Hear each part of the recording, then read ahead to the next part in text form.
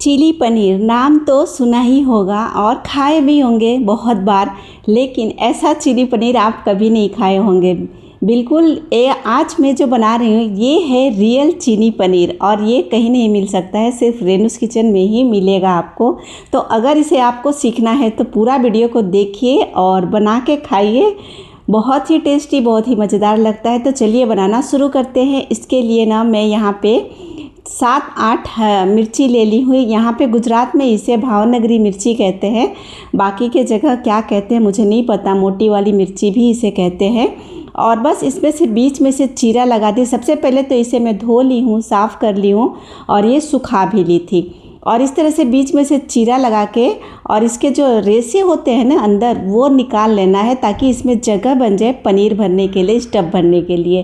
तो सबसे पहले ये काम कर लेना है। आप लोग यही सोच रहे होंगे भरवा मिर्ची तो बहुत बार खाए हैं, लेकिन ये भरवा चिली पनीर तो ना सुना है ना खाए हैं, लेकिन कहाँ से खाएंगे, कहाँ से सुनेंगे। ये आज बन रहा है रेनूस किचन में और अब इसे बना के ज़रूर खाइएगा, बहुत टेस्टी लगता है। इस तरह से मैं सारा मिर्ची का इस तरह से काट के निकाल ली हूँ और जितना मुश्किल लगता है उतना मुश्किल है भी नहीं, आराम से निकल जाता है। धीरे धीरे करेंगे तो ये काम हो जाएगा। अब चलिए इसके लिए ना स्टफिंग तैयार करते हैं। तो चिली पनीर बना रही हूँ तो पनीर का स्टफिंग बनेगा। तो यहाँ पे ग्रेटेड पनीर 100 ग्राम ले ली हूँ और उसमें धनिया पत्ता और आधे प्याज को कट करके डाल दी हूँ। थोड़ा सा चिली फ्लेक्स डाली हूँ और थोड़ा सा स्वाद अनुसार नमक डाली हूँ। बाकी इसमें कुछ भी नहीं डाली हूँ, बिल्कुल सिंपल रखी हूँ और इसी से ना ये काफ़ी ज़्यादा टेस्टी बनेगा। और हाँ, इसका मसाला अलग से बनाना पड़ेगा। तो इसे स्टफिंग तो बन गया, अब चलिए मसाला बना लेते हैं। तो यहाँ पे 1 मुट्ठी मूंगफली को इस तरह से ऐसे ही भूंज लेना है। कढ़ाई में कुछ भी डालना नहीं है, बस ऐसे ही सेक लेना है। तो इस तरह से हो जाए ना तो निकाल लीजिए। अब उसी कढ़ाई में 4 से 5 चम्मच में बेसन डाल दी हूँ।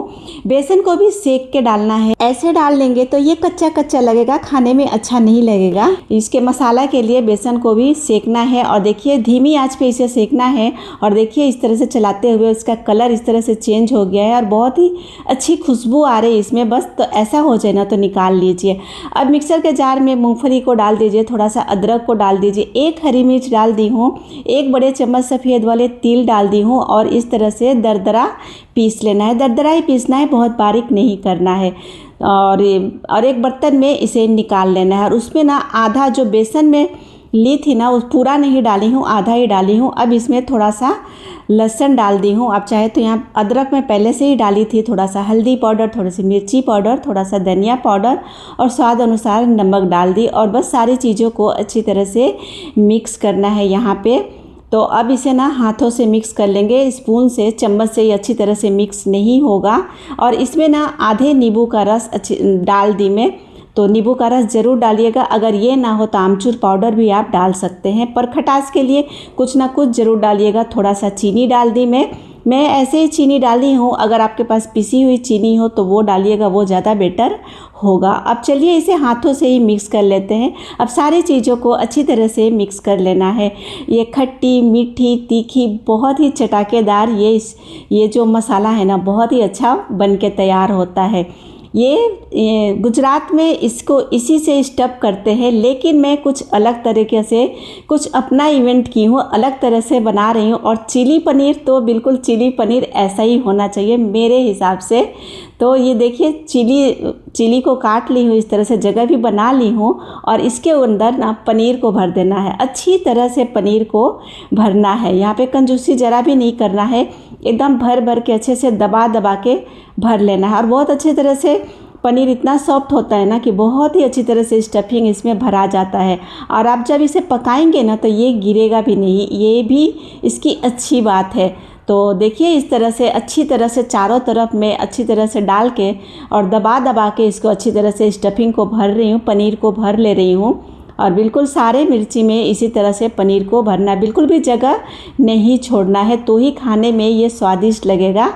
अच्छी तरह से आप भरेंगे तो थोड़ा थोड़ा नहीं भरना है। तो देखिए इस तरह से कर ली और देखिए ये कितना खूबसूरत लग रहा है, क्यों है ना।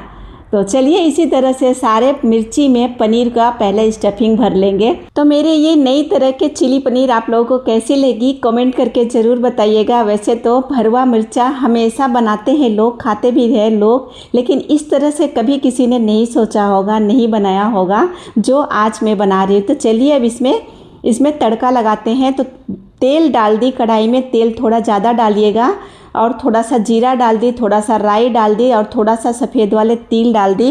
और थोड़ा सा चटकने लगे ना तो उसमें सारे मिर्ची को इस तरह से डाल दी।